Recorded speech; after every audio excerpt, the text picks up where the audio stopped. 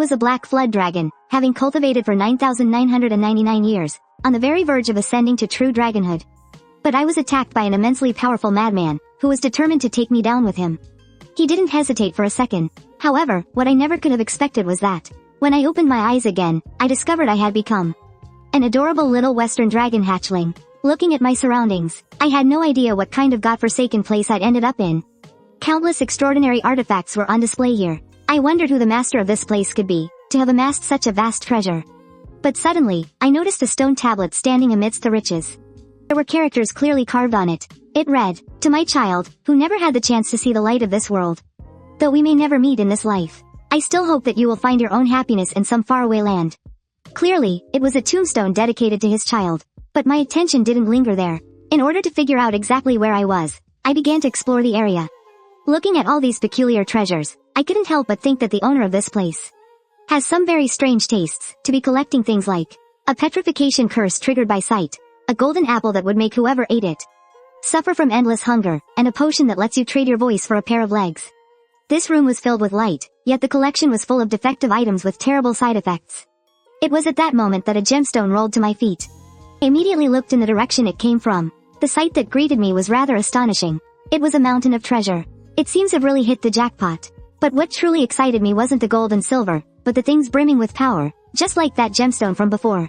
Then, all of a sudden, a black gemstone completely captivated my attention. I could sense a dark power within it, one remarkably similar to the power I wielded in my past life. However, the ornament underneath the gem was a complete eyesore. So, I spread my little claws and prepared to pry it off. It didn't take long for it to come loose, but I still couldn't separate it from the black gem. Next, I used both my paws and feet, mustering all my strength. Under my powerful exertion, it slowly began to give way. With a thud, the black gemstone finally broke free from that ugly ornament. But the force sent my tiny body tumbling backward. I know this current body of mine is still far too fragile. But there was nothing I could do, so I could only pray that I'd be alright. After tumbling a few times, I landed flat on my back on the floor. My fragile body ached with pain. If only I still had the body from my previous life. Back then, even a fall from a 10,000-foot cliff wouldn't have left a single scratch on me. Just then, I sensed a powerful aura. With a deafening rumble, that force sent a shower of jewels cascading down from the golden mountain.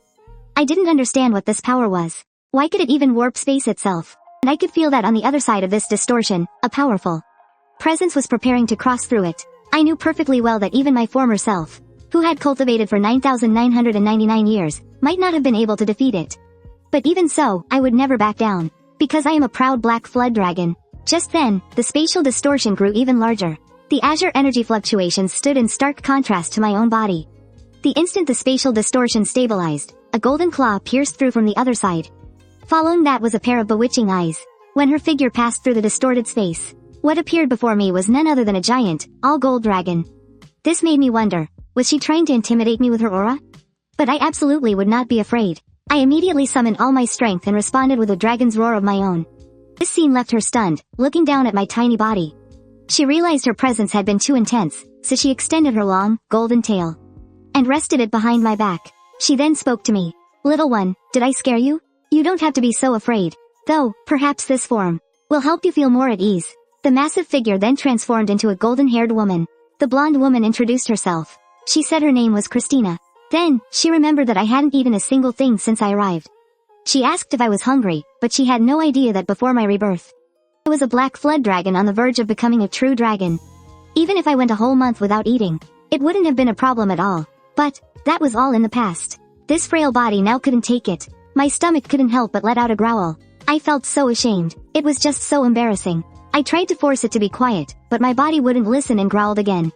I thought to myself, even if instinct has taken over my body, I must keep my mind clear. Seeing her pull something out of thin air, I wondered what this dragon was up to. What was that in her hand? Just as she opened the seal on that strange object, a fresh, sweet, milky aroma wafted out. The moment I smelled it, I knew it was some kind of beast milk. But I had to remain vigilant. Unfortunately, my body's instincts overpowered my reason. I found myself staring at her, my eyes gleaming. After swallowing a mouthful of saliva, I hesitated, wondering if I should take it. No, I had to get away from her. Seeing my cautious look, she spoke slowly. "Well, if you don't want it, I suppose I'll just have to take it back." That action made my instincts take over again. They drove me to snatch the bottle of beast milk right from her.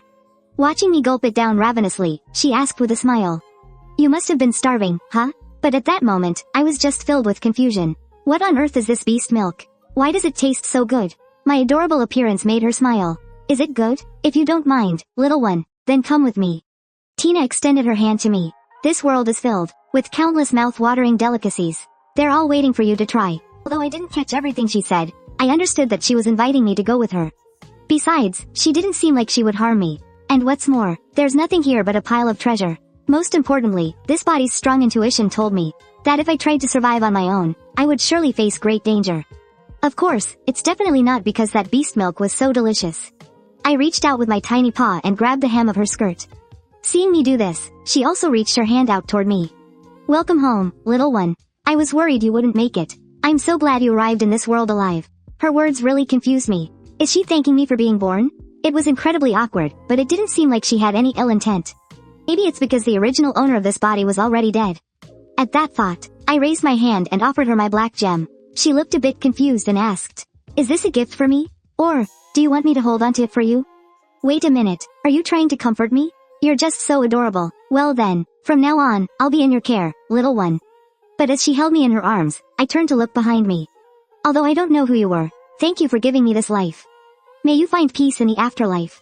Looking down at my own fragile body, I silently swore an oath to myself. In this life, I will absolutely not die as helplessly as I did in my last one. I must become stronger, so strong that no one can ever hurt me again. Even if it means using everything and everyone I can. Even if I have to be ruthless. A month passed. Waking up in bed, I gave a simple stretch and then prepared for my morning meditation. Although at first, I panicked being in this strange and fragile body. I gradually grew accustomed to being so young.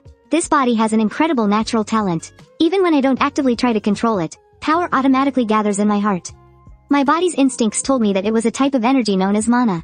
At first, this unknown energy made me think there was something wrong with my body. But then I saw Tina use it, and I finally understood. This power is actually common here, and thanks to that, I quickly managed to cultivate a demon core. I couldn't help but be impressed. This power is so incredibly pure. A newborn body and this untainted energy. It's the perfect start. The only thing I'm not happy about is the extremely strange watcher by my side. It monitors me day and night. It doesn't need to sleep at all. This is the thing Tina summoned because she didn't feel safe leaving me alone. It was summoned for my safety, and because of this thing's existence.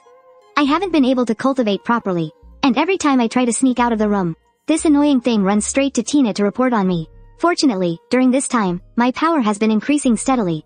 I thought to myself that if I keep going at this rate, I should be able to try using teleportation magic soon. But before that, I need to take care of this nuisance behind me. If I could just fight it directly, things would be simple. Unfortunately, I can't do that. Besides, my biggest problem right now is speaking. This body is too young, and the structure of my mouth hasn't fully developed. All I can do is wait for it to grow. Just when that damn watcher was praising me, making me feel incredibly awkward, I sensed a familiar magical energy fluctuation. That's right, it was Christina's. Seeing her figure, I ran towards her without a second thought, because it was time for me to eat. But she thought I was coming out to welcome her, and couldn't help but call me a little sweetheart. What she didn't know, however, was that I just wanted food. Seeing my adorable and cute appearance, she pinched my lips. She suddenly remembered that I'm at a growing age right now. Just drinking beast milk probably isn't enough. So she asked if I wanted some meat. Seeing me nod at her repeatedly, she praised me, saying I was the smartest little thing she had ever seen. Little did she know, this was all because living inside this weak little body was me, a flood dragon who has lived for 9,999 years. But luckily, my acting seems to be quite effective. She didn't have any suspicions at all. Looking at my tiny figure, she asked me why I was so clingy today. Was it because I wanted her to hold me? But how could I possibly do something like that? I'm just trying to suck up to her for food right now. The adorable, dazed-looking figure in front of her made her eyes light up. She praised me, saying I was the best youngling she'd ever seen.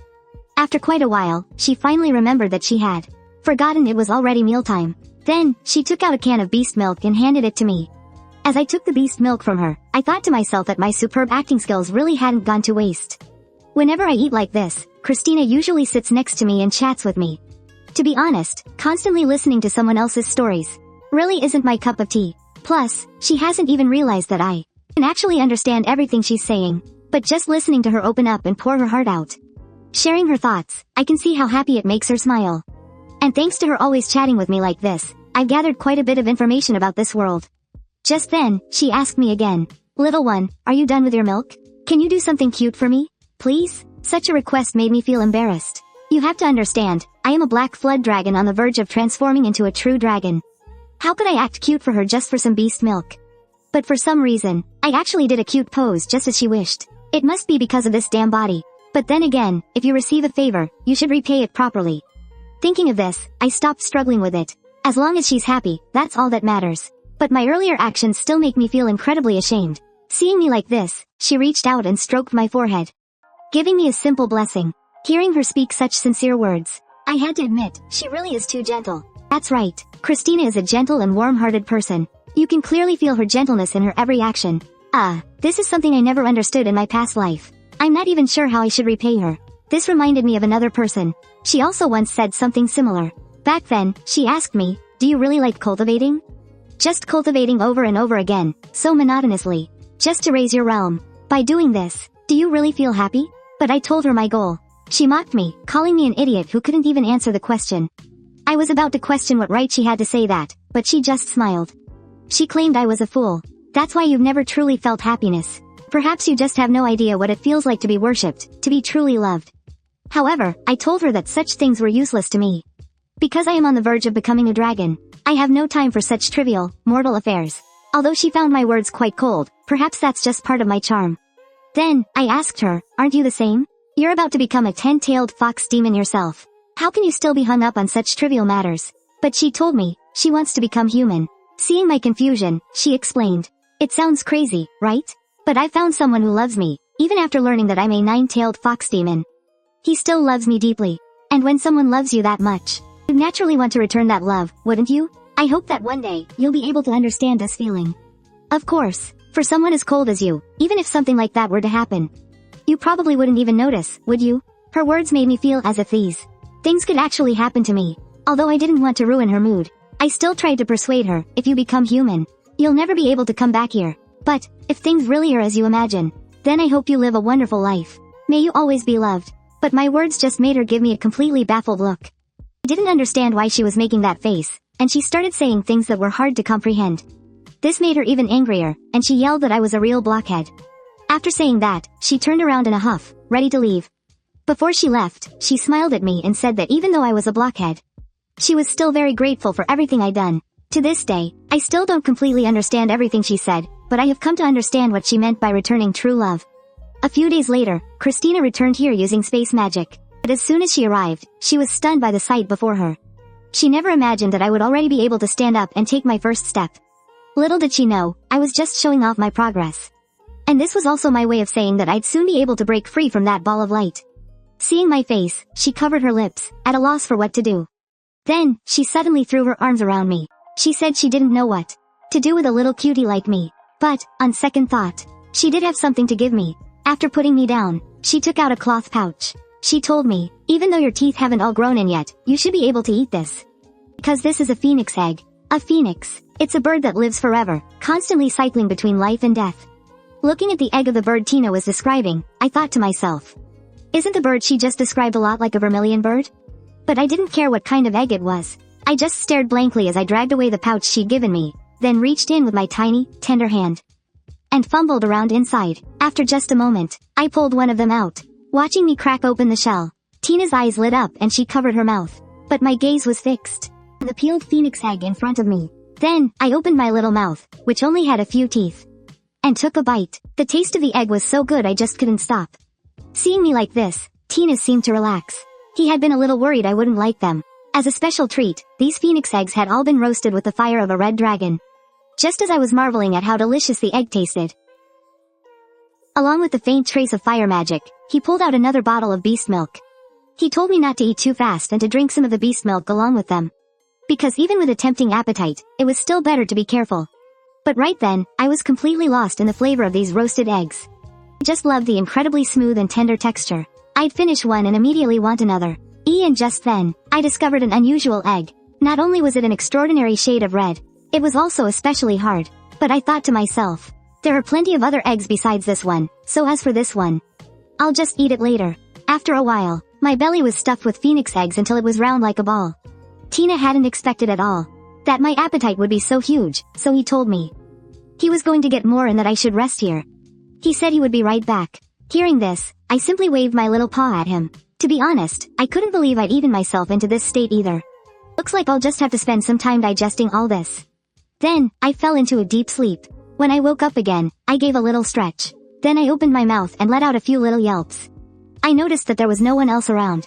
But my eyes were immediately drawn to a basket, because inside were more phoenix eggs, just like the ones before. Tina must have stopped by while I was sleeping. I wondered if I should have just one more. I felt like the last batch was almost digested, and eating just one more egg wouldn't hurt. Of course, this wasn't because I was greedy. It was for the sake of absorbing fire magic. With that thought, I flew over to a slightly reddish egg. Looking at the phoenix egg before me, I remembered it. This was that tougher one from before. I knew I'd have to deal with it sooner or later. And besides, no one was watching right now. Wasn't this the perfect opportunity? I stretched out my tiny, soft claw. The moment my claw extended, a powerful force gathered around me. Then, I swung my little claw, striking fiercely at the egg. With a loud thud, the powerful force slammed into the phoenix egg. But amazingly, it was completely unharmed. Not even a single crack had appeared. This made me back up a few steps. Seeing how stubborn it was, I decided to use my real power and stop holding back. Although an egg shouldn't have pushed me this far, it was time to find out what my current power level was. My body immediately lifted off the ground. Suddenly, a powerful energy inexplicably rose up around me. When this powerful energy condensed to its peak, a terrifying black flood dragon appeared, letting out a dragon's roar along with my own cry. That was my body from my previous life. And at that very instant, the sphere of energy floating in front of me shot violently towards the phoenix egg. After I fired the energy blast, my body fell from the air to the ground. I looked at the phoenix egg before me, which now had several cracks. I was thrilled, just as I thought. My power really is second to none. Now, let's see what all this effort tastes like. But my little claw just barely touched that phoenix egg, and the cracks on it instantly shattered open. And what I really couldn't believe was, what on earth is this thing that hatched from the egg? Hey, why does it look like a pigeon? It affectionately nuzzled my little claw with its forehead. This made me so confused. How could a little bird have hatched from that? Considering the amount of heat from before, it should have been cooked through long ago. And what amazed me the most was the aura this thing was giving off. It was a fusion of fire energy and my own power. I gasped in shock. Could it have absorbed my attack just now? You know, that was power I worked so hard to build up for so long. And in the end, it all went to this little guy. All that power, I put in so much effort for it. And this thing, what is it muttering about? It looks like it's trying to comfort me. But why is it so attached to me? Or is this just how phoenixes are supposed to be? That's not right. This bird is a hatchling. So, in that case, its behavior right now must be imprinting. To confirm my suspicion, I decided to test it out. And it was just as I predicted. No matter where I ran, it followed me closely, even when I just went around in circles. It chased after me like a little shadow, never letting me out of its sight. This behavior solidified my guess. It was imprinting, for sure. Because of all that exercise, I was now completely exhausted. Wanting to go back and rest, I spread my little wings. But after flying into the air, I realized it couldn't seem to flap its wings like I could. But I thought to myself, I'm already this tired, why should I have to worry about it? It should be able to figure something out for itself, right? But gradually, the incredibly loud chirping in my ears started to fade, which I found really strange. Looking down, I saw that it was actually crying. But when I thought about how this creature made me lose the power I'd worked so hard to gain, I just seethed with frustration. Not long after, Ina, returning to this spot once more, headed toward my location. Walking slowly while muttering to herself, oh dear. It seems I'm a little late, but I did my best to rush back. I hope the little one isn't hungry. Thinking of this, she quickened her pace, looking at the shattered shells scattered all over the ground. She thought I must have eaten the remaining egg and then fallen asleep. But the sight that met her eyes left her completely shocked. Because lying there in the nest wasn't just me, but also a strange little bird. This situation made her very puzzled. Could it be because of those eggs from before? It was at this moment that the little bird began to wake up. Upon seeing Christina in front of it, it immediately started squawking loudly. This greatly surprised Tina, because it was as if the little bird was protecting its master. Also, the aura it was emitting was a mix of pure flame, magic, and the power of darkness, all fused together. And there was no way the little bird could have sensed the overwhelming draconic pressure coming from her, yet it forced itself to withstand it. This scene completely caught Tina by surprise. A sacred firebird that had always lived in the Garden of the Gods was actually protecting a black dragon like this. It was as if they were bound by fate. Destiny had forcibly tied them together. Facing this little bird that wouldn't even let her touch it, Tina thought to herself that she couldn't possibly resort to force against this little thing, could she? Just then, I, having just woken up, reached out with my little claw and firmly grabbed the little bird that was squawking and struggling. Since I had just woken up, I opened my mouth and let out a big yawn. Tina, the person in front of me, was the benefactor who had fed me. How could this wretched bird be so rude? I grabbed it and gave it a good roughing up. This scene made Tina force a smile. She couldn't understand how such a strange creature had hatched from those bird eggs. You see, there can only be one phoenix in existence for each generation. A new phoenix will only be born within 100 years after the previous one has passed away. But what was the deal with this little one in front of her? She clearly remembered that this generation's phoenix was still very much alive. This made Tina think of something. Could it be that something abnormal was happening in the world? Or perhaps this was some kind of omen. A phoenix guarding the darkness. They were both still just hatchlings. Given the situation before her, how could Tina just sit by and do nothing? She raised her hand and summoned the elf who had been in charge of supervising me before. She told the elf that she was going to see Pasias, the elder of the Red Dragon clan. Pasias was the master of the power of fire and, coincidentally, was also raising a young dragon. So she wanted to discuss my situation with him. Seeing the elf agree without a second thought to watch over me for her, she smiled and expressed her thanks. Then she turned her head and told me to be a good boy and stay put while she was away. Although I nodded on the surface. To humor her, I was thinking to myself, if Christina is leaving, does that mean I get more free time? Although Tina was a little reluctant to leave us three little ones here. For some reason, she had a feeling I would be alright. Because what she had discovered in me wasn't just maturity and intelligence. It was as if I had my own set of values, and the precise and complex way I manipulated mana was something that the vast majority of young dragons couldn't compare to. Although she had long known I was unusual, she didn't understand what her master had done before entrusting me to her. But none of that mattered to her anymore. Because no matter how unusual I was, she was now my guardian and my teacher. Looking at my face, she said she would be back very soon. But then, she suddenly thought of something else. I hear Pasias' child is a genius. Perhaps he can be of help to you. It would be for the best if you two could become friends. Finally, she gave Lai another instruction, saying that if anything at all happened, she was to tell her immediately. And one more crucial thing. She pointed a finger at me, telling her that I absolutely had to keep my distance from Lai. But at that moment, the only thought in my mind was, why hasn't she left yet? Then, she reached out and pinched my soft, squishy cheek. And then planted a kiss right on my face. It made me blush furiously. But she just giggled and told me she would be back as soon as she could.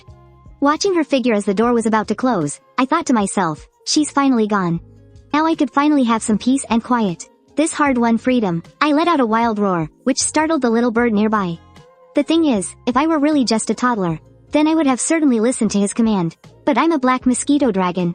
How could I just lie obediently in a cradle? These useless rules, they keep me from even having a proper training session. I glanced up at Lai above me. I figured he probably wouldn't mind if I wandered around this courtyard for a bit. Just then, the little bird beside me chirped, stopping me. Its dazed, cute appearance made my expression sink. This little thing was actually trying to act cute with me. But on second thought, I might as well bring it along. With that in mind, I picked up its body with my mouth and tossed it onto my back. Even though having it on me would be a hindrance and incredibly annoying, I might as well let it hitch a ride. What difference would it make? I just had to pretend it wasn't there. As I was thinking this, I began to walk slowly toward the main door. Looking at the tightly shut door in front of me, I thought to myself that if I just jumped, I should be able to reach the doorknob. Then, I took a step back with my hind leg, gathering my strength, ready to give it a try. The moment I pushed off with my legs, my body shot up to the doorknob. With a tug of my little paw, I found that the door was locked. But as for this situation, I had already expected it. And that must be why Lai looked so calm just now. And the reason he didn't stop me. But would things really go as he expected? He should know, I'm no ordinary hatchling. The moment I opened my mouth, magical energy suddenly surged into my little claw. With a soft click, I pushed the tightly shut door open. After landing back on the ground, I turned my head to look at Lai. I was a little curious how he would react. Was he going to run and tell Christina right away? But to my surprise, all he did was let out a soft sigh. It was as if he was giving me permission to leave. This really confused me. Why would he do something like that? Could it be that going outside is somehow good for me? With that thought, I reached out my little paw to push the door open. And just like that, I saw everything outside. This place was much larger than I had anticipated, and it was completely empty. And then I understood why he hadn't tried to stop me from coming out. Because even if a young dragon were to wander around here on its two little legs, it wouldn't be able to get very far. But how could he have possibly imagined that even though it's true I can't walk far, in a situation like this, I was already prepared? From the moment I arrived here, I've been paying close attention to everything around me. Every time Christina used her teleportation magic, I watched carefully. I could feel the flow of that energy. That magic he called teleportation. Relying on my powerful perception and precise magical control, I learned it without the slightest effort. Looking at the nearly complete magic circle before me, Lai was completely stunned. This made him panic. But by now, it was far too late. Even if he wanted to report to Christina, it would be pointless. Because I had already completed the spell. The moment I softly whispered teleport, the magic circle around me distorted space. In the next moment, our figures appeared above a forest next to a vast and immense mountain range, under a blue sky with white clouds. Looking at everything laid out before my eyes, I thought to myself. So this is the world outside the nest. Although I already knew that this world would be completely different from my past one, seeing it with my own eyes was still breathtaking. But suddenly, I remembered I was still high up in the sky.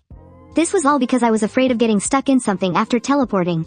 So I set the location to the empty air. The little bird tried its best to carry me into flight, but its attempts were futile. The reason I couldn't fly a moment ago was because I had already spent all my power on the teleportation spell. My weakened body couldn't even spread its wings, but at least I managed to bring these two with me. The unfamiliar environment made Lai very anxious. It just wandered around everywhere, not knowing what to do. This confused me a little.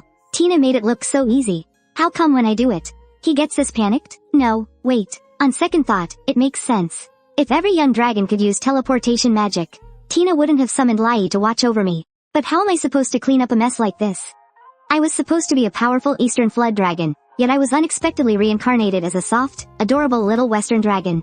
And to everyone's surprise, a giant golden dragon actually became my guardian. What was even more shocking was the food she gave me every day, which turned out to be phoenix eggs from the Garden of the Gods. But among those phoenix eggs, I discovered an anomaly. Not only was its color different, but it was also exceptionally hard. Seizing a moment when no one else was around, I prepared to use the power I had cultivated during this time to crack it open, but the result was completely beyond my expectations. Because the egg, which had already been cooked by the red dragon's fire, ended up absorbing all of my power. This caused the little bird that hatched from it to become a fusion of fire magic and dark power. This situation left even Tina, the golden dragon, completely baffled. To figure it all out, she prepared to go and discuss it with Cassius, the lord of the red dragons. And this gave me some rare free time. For someone like me, who was like a bird in a cage. I couldn't wait to see the outside world, so I used the teleportation magic I had secretly learned. But this also consumed all of my strength, causing the situation to spiral far beyond my control. This left me at a loss for what to do. But since things have already come to this, I might as well face it head on. After all, we'll cross that bridge when we come to it. Besides, the fact that I can use magic can't be hidden anymore.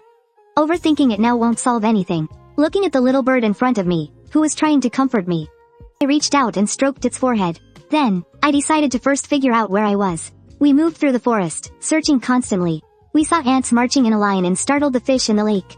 The lake's surface reflected our advancing figures. I don't know how much time passed before we discovered an enormous tree. In order to survey the surroundings and confirm my current location, I flew to the top of this tree.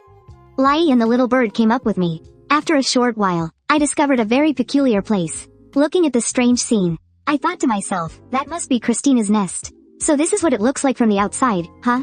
A massive amount of magic surrounds the entire nest. The nest seems to have become one with the earth itself.